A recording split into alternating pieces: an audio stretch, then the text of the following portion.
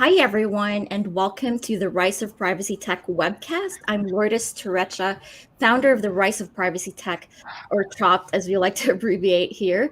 Our mission is to fuel privacy tech and innovation, as some of you may know, and Happy Data Privacy Day, or Happy Data Protection Day to our European colleagues and to everyone else around the world.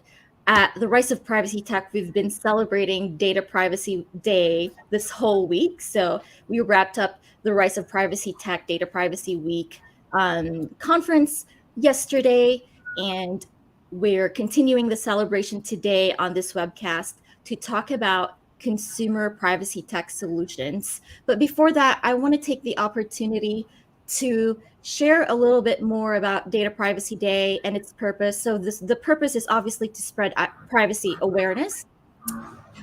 We celebrate it on January 28th every year, and it's because Convention 108 was passed on January 28th, 1981.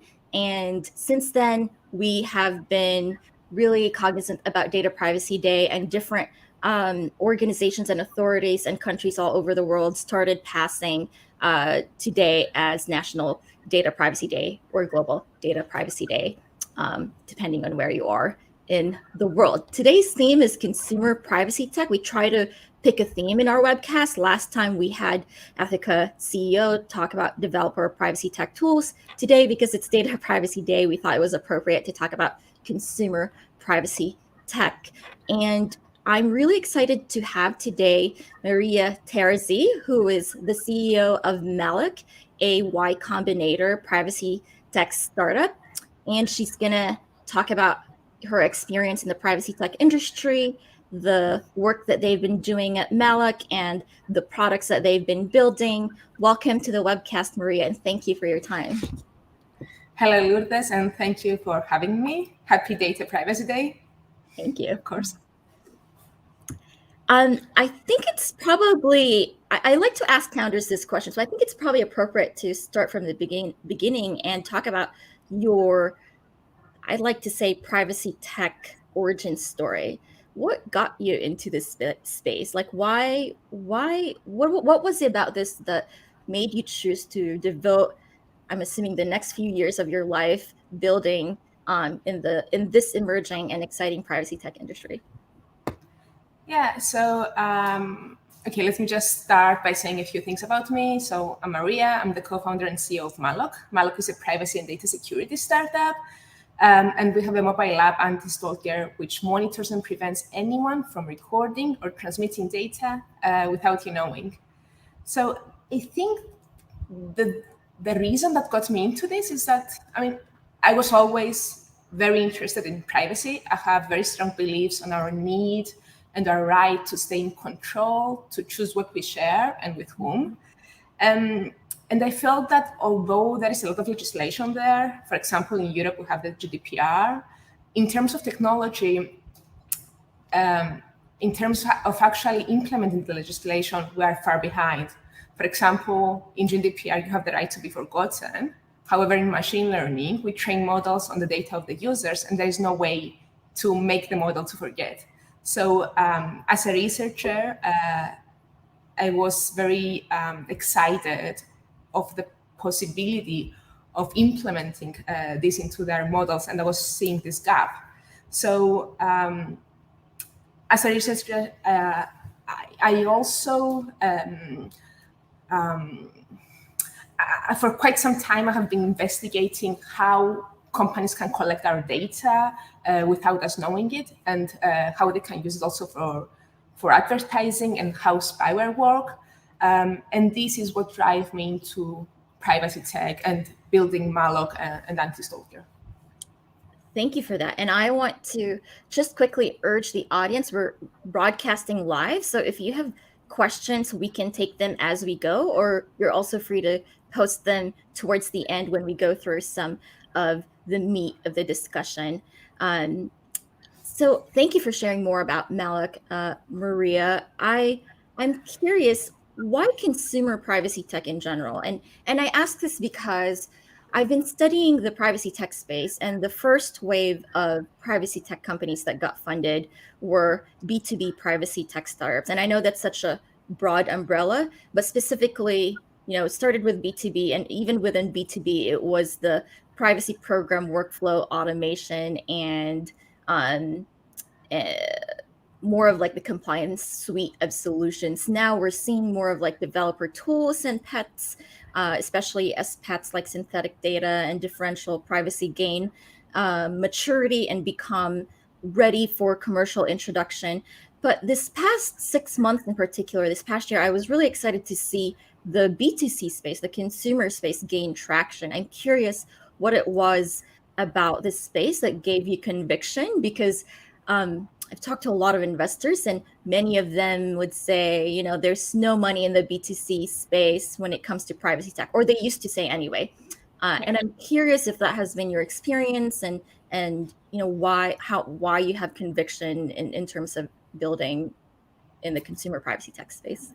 Yeah, I think for us, consumer privacy tech was very interesting because at the end of the day, it's about the people and the possibility of giving power to the people and affecting them and improving their lives. And this is what excited me. And of course, there are many opportunities to scale and to go beyond the consumer and go to B2B products. But at the end of the day, for us, privacy is about giving people the choice to control what is happening on their devices, what is happening with their data, and to select who they want to share them with. Absolutely. Can you tell us more about Malloc's first products? And so I guess I have a suite of questions there. I'm curious, like what privacy problem are you trying to solve in particular? So we know that it's for consumers, but what about, what privacy pain point of theirs are you trying to build a technical solution for? And what did you in doing your market research, what did you learn from them in terms of what their privacy pain point is that you're trying to solve? Yeah, so Malloc started from our own need to understand what is happening on our devices. So me and my co-founders, who have been like victims of advertised tracking. So like many of you probably, I mean, you may have experience talking about things near your phone and then seeing related advertisements. So we started this investigation to understand what is happening on our phones, and to find a way to monitor and prevent anyone from recording or transmitting any information without our knowing, without our consent. So this thought and this mission, it was developed into an algorithm, and then this algorithm developed into a mobile app, which is called Anti-Stalker, and which is now actually available for Android devices, that is focused on this monitoring and prevention. So the current version of the app that we have available on the Google Play Store has a lot of monitoring and protective features. It informs you when applications use your camera or your microphone. It tells you which application it was and for how long it has been using the sensor, and also allows you to mute your microphone.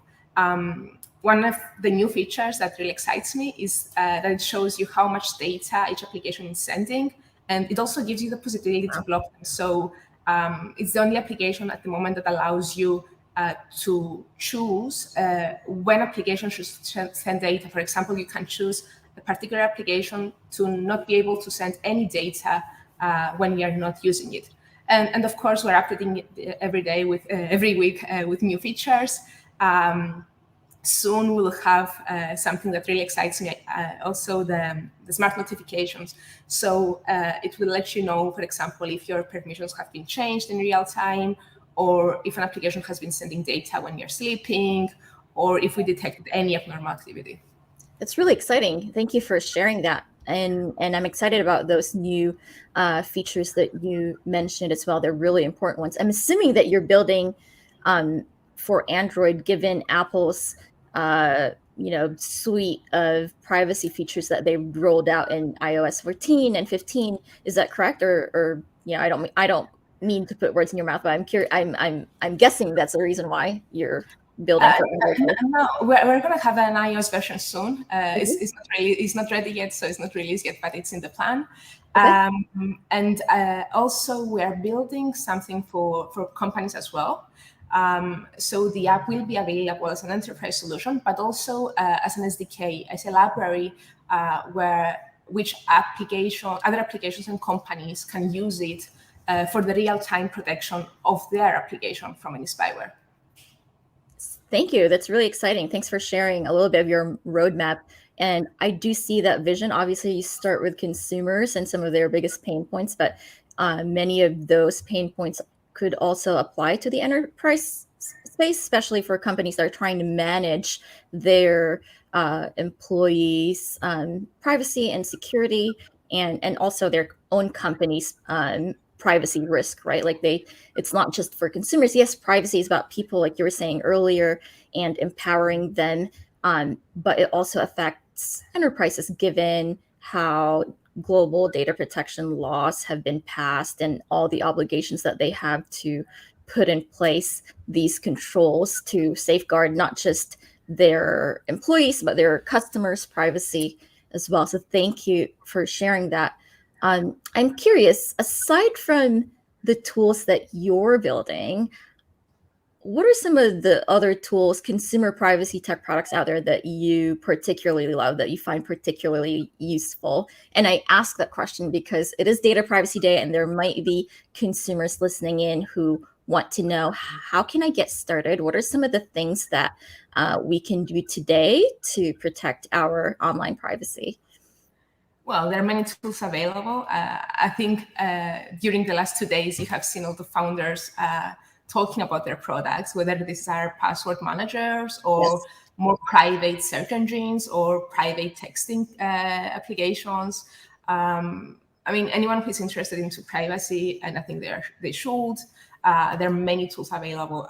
I don't want to name anyone, but I mean, you can do a search and find out great tools that you can. No, absolutely. And we did have consumer privacy tech startups join us. Even Consumer Reports, presented some of their findings when it came to password managers. And you're absolutely right. There are more and more consumer privacy first products. So, search engines that are focusing more on privacy. So they might have a different purpose, but they are built with privacy in mind. And we had, for instance, Signal's VP of engineering talk yesterday at the event to talk about their approach in building privacy into messaging. So absolutely, there are a ton of tools out there, which is really exciting that consumer privacy tech is getting more and more builders and investors and now adoption. Let me pivot. I think that is a real shift. I mean, I think now more than ever, people are more privacy minded and more careful on which company they give their data and where they send their data. Yes, there's certainly a clear marketplace demand for privacy, and the studies have been indicating that. For instance, Consumer Reports had this study, I think 2020 study, that reported that there was a clear marketplace demand for privacy. There have been other studies, in the B2B space, where businesses are demanding, privacy controls, robust privacy controls in place for their vendors. So you're absolutely right. There's just been more need, not just in the B2B space, but across the board when it comes to privacy tooling. And it's not just, I mean, if you see the users of our application, I mean, it ranges. We have women who are using anti-stalker to find out if an ex-boyfriend is stalking on them. We have people who are like very conscious about the information that they store on their phones, and they want to have control over the data of their phones, whether this is because it's confidential information. And then we have all these people who just don't want any company to spy on them or to steal data without them knowing. So it's not about the extremes anymore, like it used to be maybe a few years ago. Now people understand that, and maybe they don't trust companies that much. Yeah. Or with what they're saying. For example, they say that they don't record you, and they say that they don't get your data, but maybe they do, And I think now people are more and more educated about this. Yeah, there's just been increasing consumer awareness when it comes to privacy violations. So, if you just look at any major publication, you'll find an article about the latest privacy incident or invasion that a tech company or other type of company may, be involved in. And I think that certainly has contributed to this increased public awareness. And obviously, we try to do our best at the Rise of Privacy Tech to contribute to that too, by doing events like this and our conferences to spread awareness, not just about privacy, but about privacy tech tooling in general. I do want to pivot a little bit. I mean, the Rise of Privacy Tech, we focus on privacy tech and innovation in general. So there are two parts of that: the privacy domain part, like talking about just privacy in general, but there's also the innovation part. So as a female founder, I'd love to hear more about your experience joining Y Combinator and what was that like. I have talked to a handful of privacy tech startups that have come out of there, including, for instance, I'll name one. Blot out is one of them, for instance. I'm curious what was that like, and did you find that you were connected to many fellow entrepreneurs, and I'm curious what your experience was in terms of building a privacy tech solution, because most tech folks in general, I've found, historically anyway, privacy has been kind of an afterthought for them. And so I'm curious what that was like for you, building something that hasn't been part of the status quo. So when you think about tech in general, there's this huge tech rush today because of the way that we've been building tech without much regard for privacy. So I'm curious what the experience was like for you, joining Y Combinator. Yeah, Just well, so the first thing I need to mention is that we are 3 female co-founders. So we went into YC as 3 women with no men in our team. And I need to say that YC was super intense, but absolutely worth it. Now, regarding the fundraising,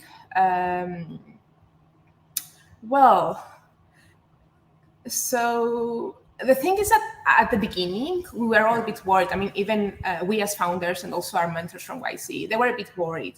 And the reason was that, firstly, we are from Cyprus.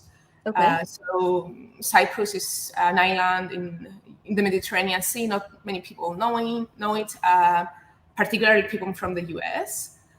Secondly, we are building something that not many people will understand. So everyone was saying to me, Maria, not many people will understand what you are building, but if you get to those people that understand what you are building and the importance of it, then you will be lucky. And third, because we're all 3 female founders, and they didn't know how investors will react to that. But the reality is that it went pretty well. I mean, we did have a lot of support. One of our biggest investors actually is female-led. But we also have like male investors, and we had no issues at all talking with them or sharing with them our mission and our vision and how we want to build Malloc. So I didn't see any particular difficulties. I mean, the fundraising went really good. We raised almost $2 million after before YC demo and after the demo day. Congratulations. Yeah. Thank you. And the reality is that, yes, we are not enough. I mean, we definitely want to see more women entrepreneurs building great products and raising VC funding. And of course, we are definitely not enough of us out there. Yeah. So I want to hone in on 2 themes that you touched upon. So the first challenge is your mentors mentioned, like, the investors might not understand this. So how did you overcome that? Because there are founders listening in, and I've talked to, again, almost 200 of them the past 18 months. And this has been one of those concerns. On the one hand, we are seeing increasing investments in privacy tech, and it's certainly a really hot industry, emerging industry right now.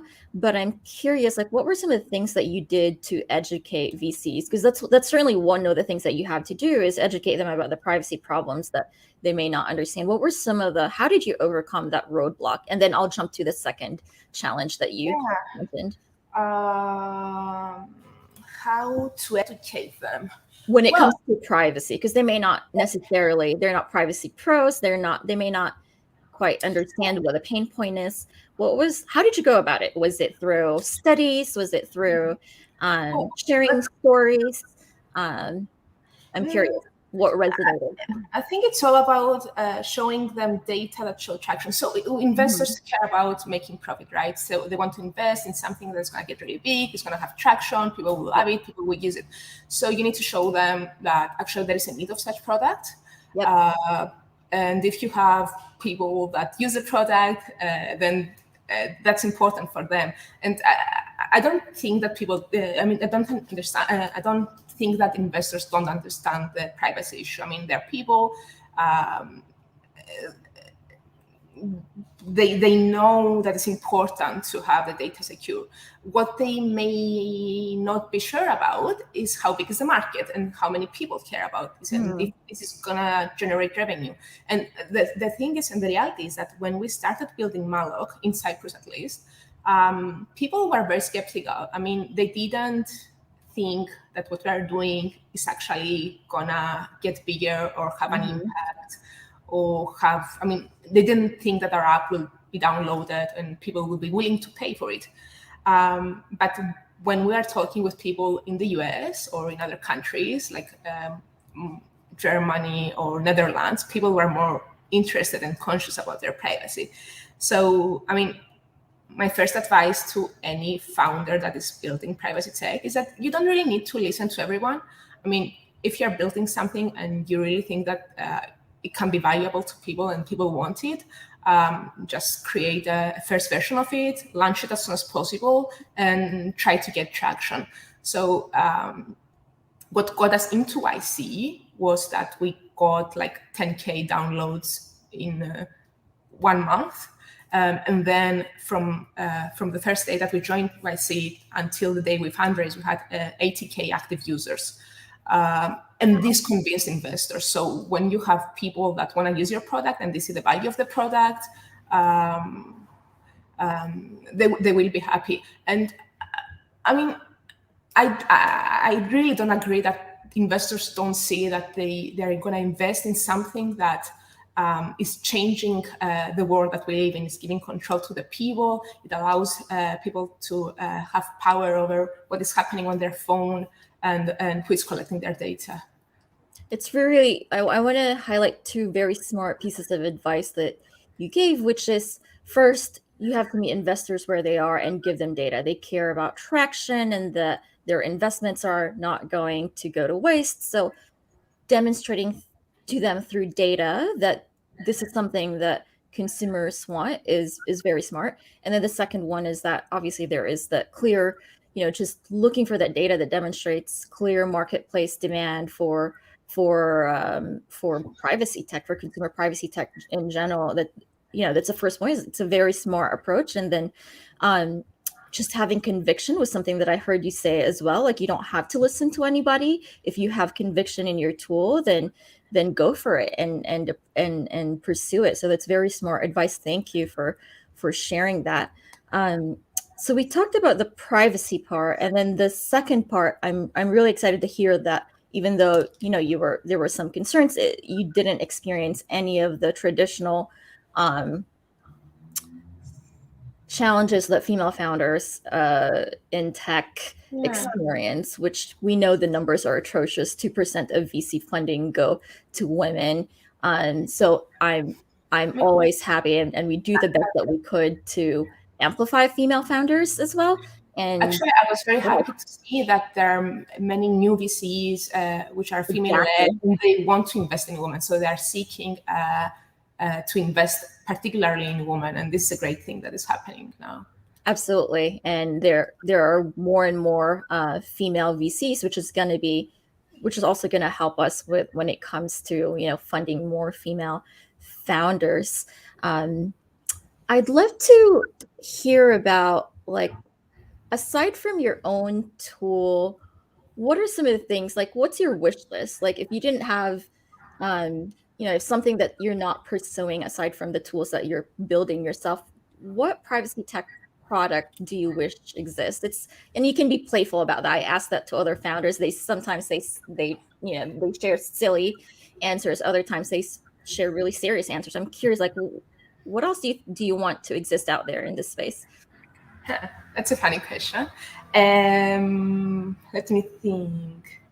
So yeah, so one thing always wanted to build. I mean, we're not quite there yet, but like how telepathy works. All So right.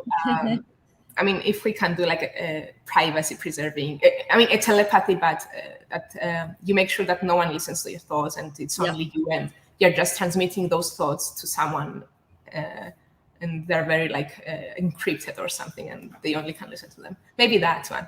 So I if we feel if I we go feel into very I feel like you're reading my mind because I feel very much seen and heard. One of my greatest concerns in the privacy space right now is, I mean, people are worried about facial recognition and AI, but I'm more worried about neurotech and when that's coming, because it is already starting to come, right? Like Neuralink with Elon Musk. And my concern is that it'll just be that there won't be any privacy controls in place when we build these technologies. So I'm right with you.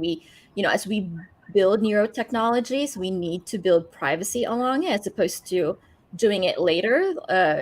We should learn from our mistakes in building other types of technology, because these are our deepest thoughts. So I would argue that these are our most private thoughts and issues. So I would, that I'm with you. I that would be my wish list as well as we go into that space. We do have a question. Any advice for top practices for male allies in ways to be helpful? How can male allies be helpful um, in the privacy tech YC cohort? So I think they're going there. The comment is like, what can and I'm happy to share my thoughts as well. But for you, what were good male allies like? How did they help you out? What can they do to be better allies to female founders?